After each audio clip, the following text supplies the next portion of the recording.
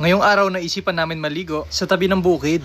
Ang sarap atang maligo dito sa patubig ng palay. Hindi ko na naramdaman yung init ng panahon dahil naglagay kami ng maraming yelo sa tubig. Wow! Papunta na nga pala kami ngayon sa bukid mga 90s. Grabe yung nilakad namin, talagang napakalayo. Hindi lang malayo, talagang napakainit pa ng araw. Buti na lang medyo malapit na kami. Ito yung pupunta namin mga 90s. Sa Pampanga, tawag namin dito ay Paranom. Sa Tagalog ay patubig.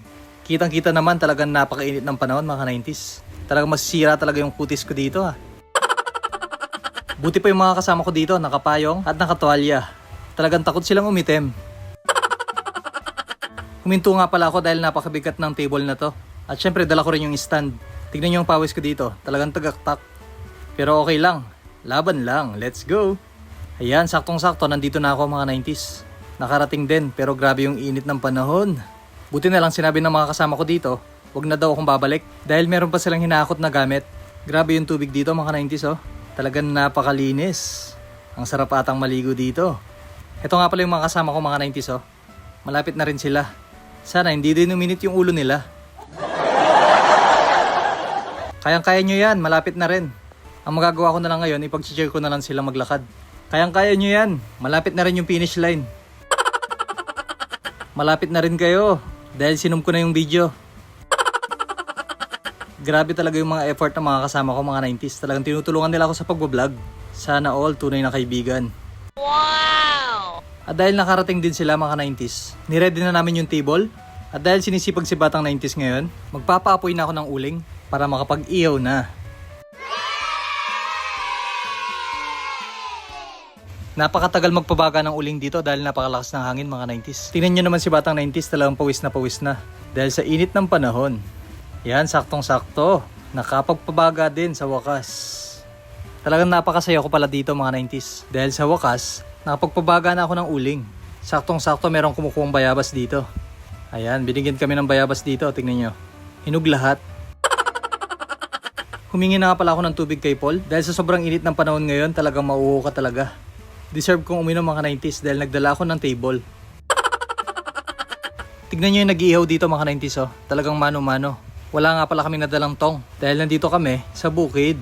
Ayan, napakalayo pa ng bahay dito Tingnan nyo, doon pa sa bundok. At dahil malapit na maluto mga 90s, napaso pa siya dahil kinakamay niya lang. Ayan, meron pa kaming hotdog, mga fishball, kikiam at iba pa.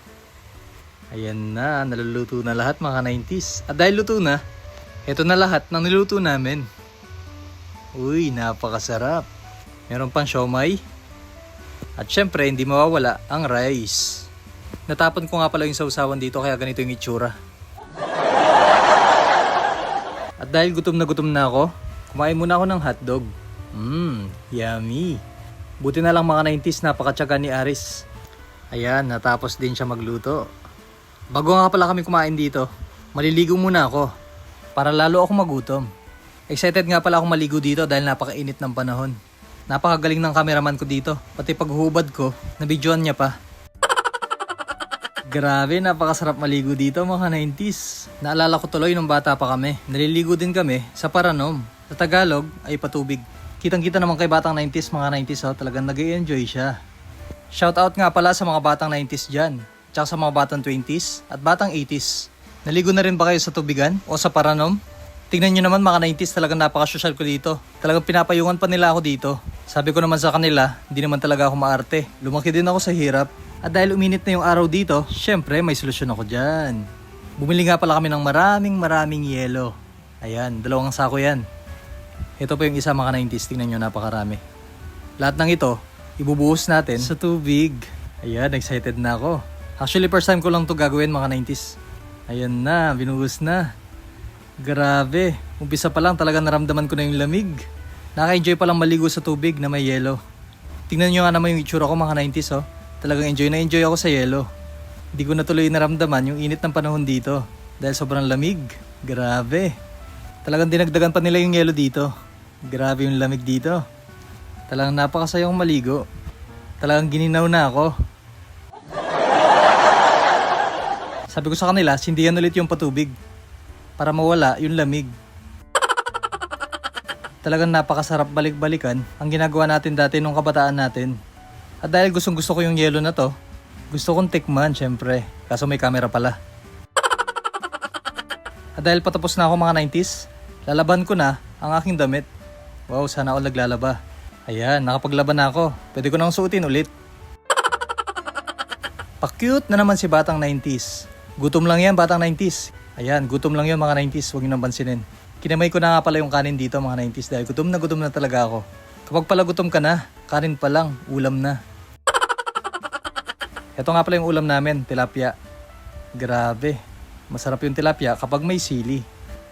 Ang sarap pang kumain kapag nagkakamay. Gusto nyo bang kumain mga 90s? Saluhan nyo ako syempre. Ayan, bagay nga sa'yo. Naanghangan ka. Kumakain na rin nga pala yung mga kasama ko dito. Ayun sila. Kitang-kita naman sa kanila mga 90s, tignan nyo. Talagang nag-enjoy din sila dito. Pagkatapos namin kumain, naligo kami ulit. Talagang nag-enjoy sila dito dahil napakaraming yelo at napakalamig ng tubig. Kitang-kita naman sa akin mga 90s talagang napakalamig. Tingnan nyo maligo yung kasama ko dito. Talagang enjoy na enjoy sila. O paano? Hanggang dito na lang tayo mga 90s. Bye-bye! Maraming salamat nga pala dahil umabot kayo sa video na ito. Bye guys!